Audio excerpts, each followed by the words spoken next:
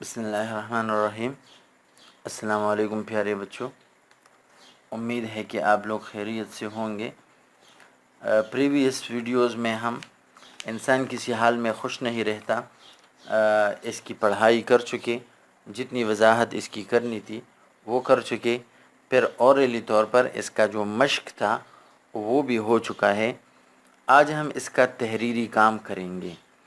तहरीरी काम जिस तरह आप लोगों को पता है कि हम सबसे पहले इस जो भी चैप्टर शुरू करते हैं तो उस चैप्टर का टाइटल पेज या इसको डिटेल पेज भी कहते हैं वो तैयार करते हैं, ताकि वो चैप्टर निकालने में पढ़ने में आपको दुश्वारी न हो। तो बिल्कुल इसी तरह आप उर्दू ए में जो कौमी इत्तेफाक का जो रिटन काम कर चुके हैं तो उसके बाद वाले पेज पर आप इसी तरह डिटेल पेज शुरू करें। सबसे पहले लिखिए सबक इंसान किसी हाल में खुश नहीं रहता। फिर उसके बाद लिखिए मुसन्निफ़ मोहम्मद हुसैन आज़ाद। फिर लिखिए अदबी हैसियत, और ये बिल्कुल इसी तरह मोटा मोटा वाज़ेह तौर पर लिखे ताकि सारे एक पेज में ये आ जाए। अदबी हैसियत इंशाइया निगार या इंशा परदाज। माखूज़ अज़ यानी किस किताब से ये सबक लिया गया है तो वो किताब है नेरंग ख़याल।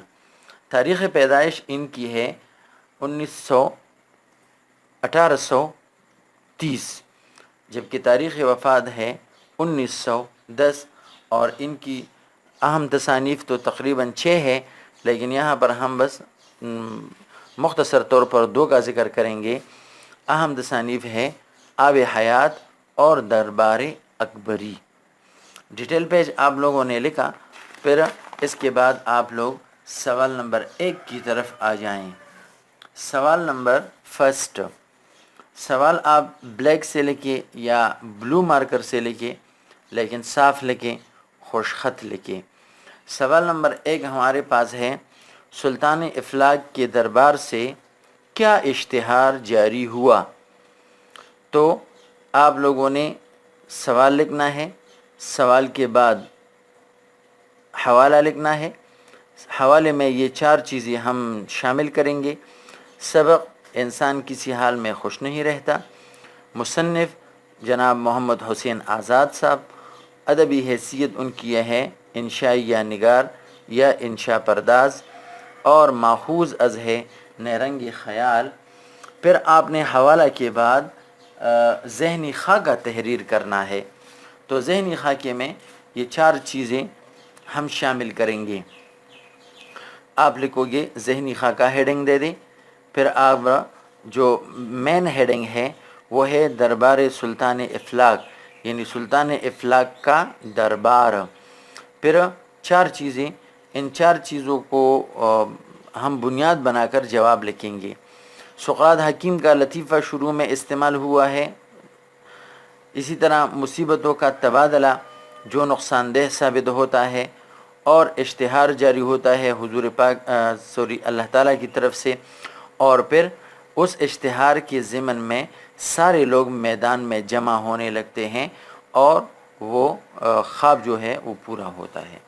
तो ये 4 चीज़ें आपने ज़हनी खाके में तहरीर करनी है। फिर जवाब की तरफ आते हैं। जवाब की हेडिंग दे दें, सुक़रात हकीम ने क्या खूब लतीफ़ा कहा है कि अगर तमाम अहली दुनिया की मुसीबतें एक जगह लाकर ढेर कर दें और फिर सब को बराबर बांट दें, तो जो लोग अपने आप को बदनसीब समझ रहे हैं वो इस तक़सीम को मुसीबत और पहली मुसीबत को गनीमत समझेंगे।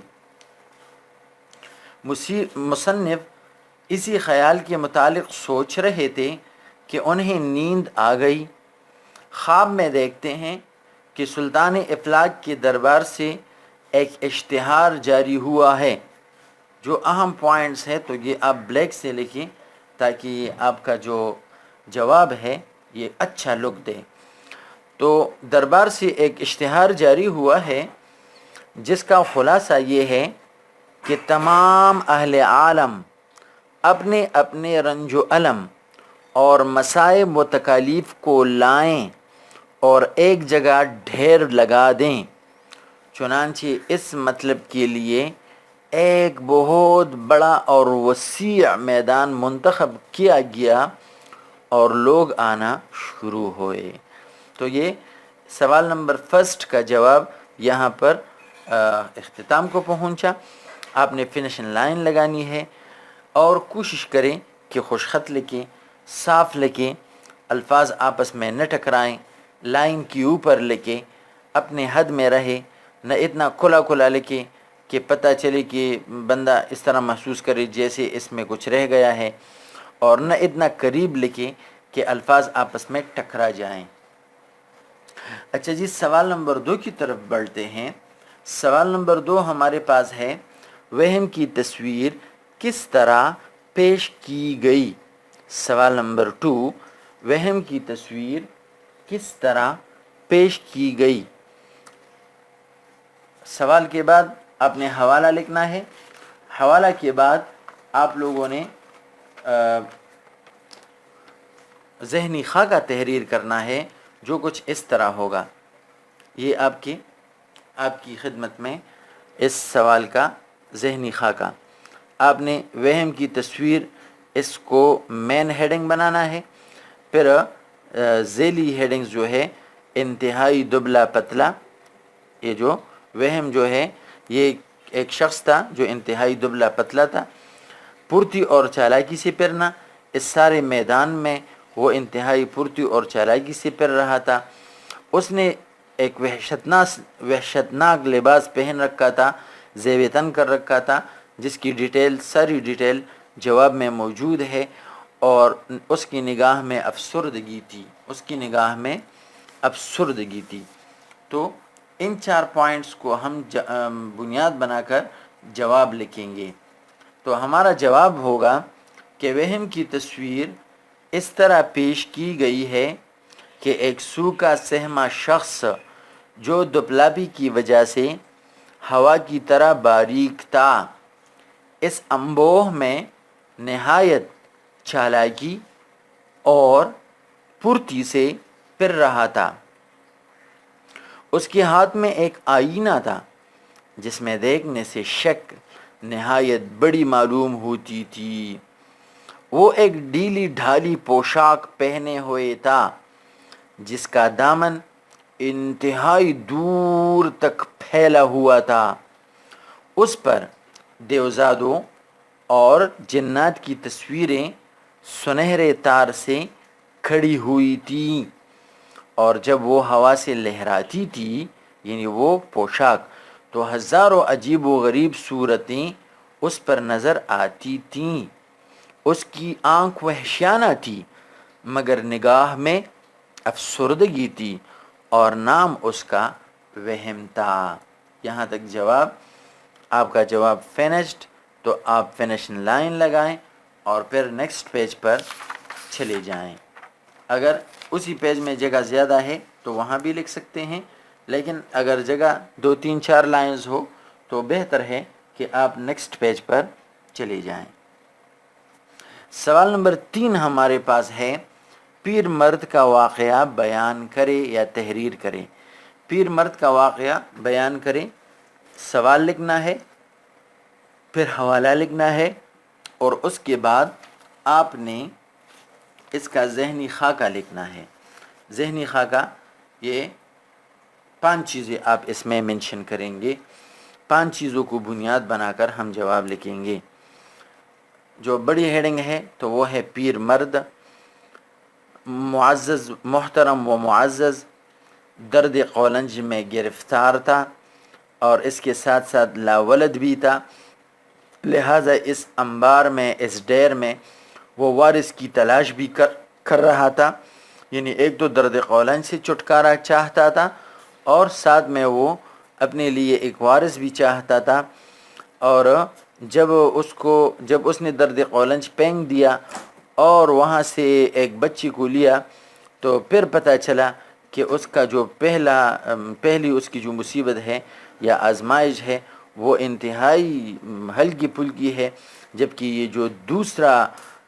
جو دوسرا غم ہے یا جو دوسری آزمائش ہے یہ بہت عذاب والی ہے۔ اب ہم اس کا جواب لکھیں گے۔ ایک پیر مرد کی نہایت معزز اور محترم معلوم ہوتا تھا۔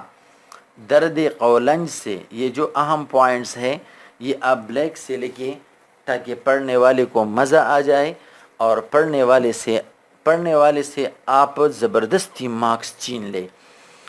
تو درد قولنج سے جاں بلب تھا اور لاولدی کی وجہ سے اپنے مال و املاک کے لیے ایک وارث چاہتا تھا۔